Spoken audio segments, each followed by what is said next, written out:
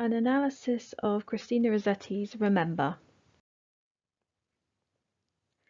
So, written in 1862, this is a poem about death from the perspective of the person who is about to be deceased.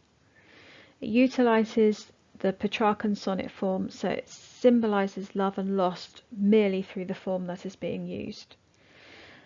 It is associated quite strongly with the Victorian fashion for grand mourning, so lots of the literature of the period was obsessed with how people felt after relatives and lovers had died, and that kind of grand tradition of mourning forever and ever. So if you think of Queen Victoria, once Prince Albert died, she refused to wear anything but black for the rest of her life. So that kind of luxurious mourning was something that they were really interested in, and this poem fits into that tradition. So it begins with an imperative, remember me. So it's unclear who the writer is talking to, or who the narrator is talking to. Could be a lover, could be a friend.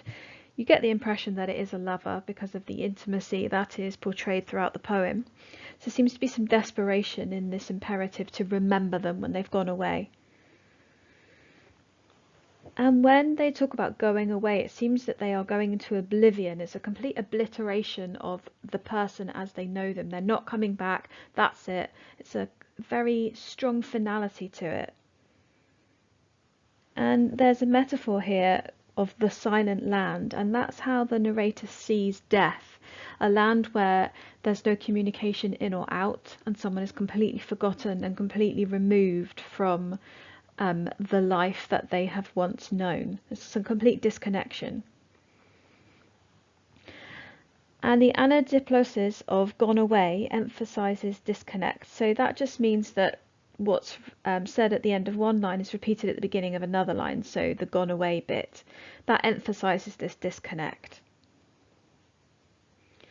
And there's a sad realism about the kinds of things that won't be able to happen once the narrator has died. So no more holding by the hand, no more turning around to say goodbye. So it's this really realistic portrayal of the things that you would miss if your lover died. And then there's this section where they talk about the things that they had planned, and that's quite typical of relationships where you sit and you think about what you're going to do when you're older and think about the children you might have or the places you might live. And this might be a reminder from the narrator perhaps that people need to be more impulsive and not just plan things but actually do things, because death is the only guarantee. That's the only thing that can actually be planned for.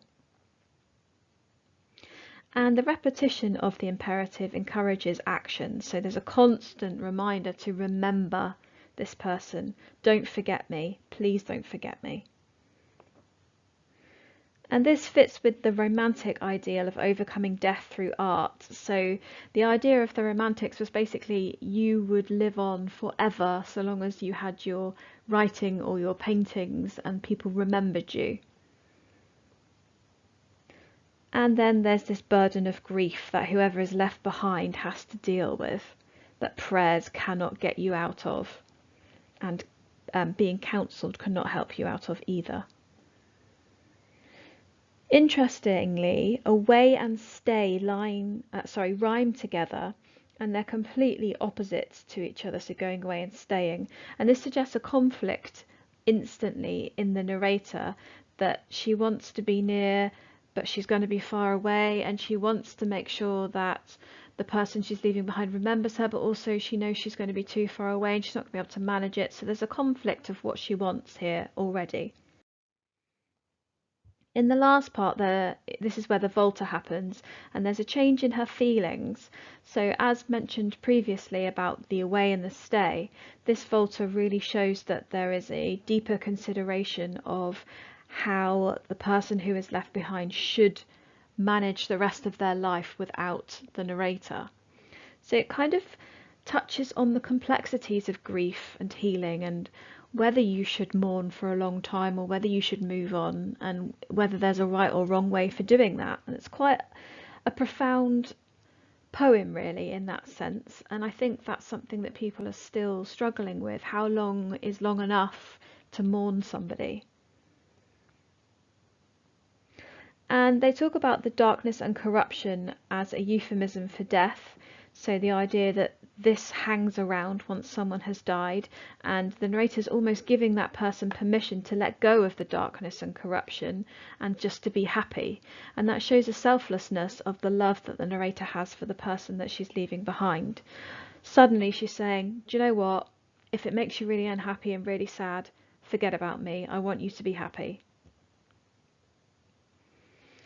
And this is also shown in the corrective of the bleak gone far away from the beginning of the poem with better by far. So the use of the far connects the two.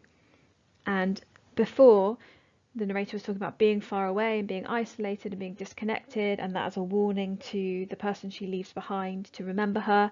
And now they're actually saying it's better by far, so you should do what you need to do. So the new instruction is that you should forget about the narrator and be happy rather than constantly remembering them and being sad. So this is the new instruction, and the associated words show the emotions that come along with remembering and mourning.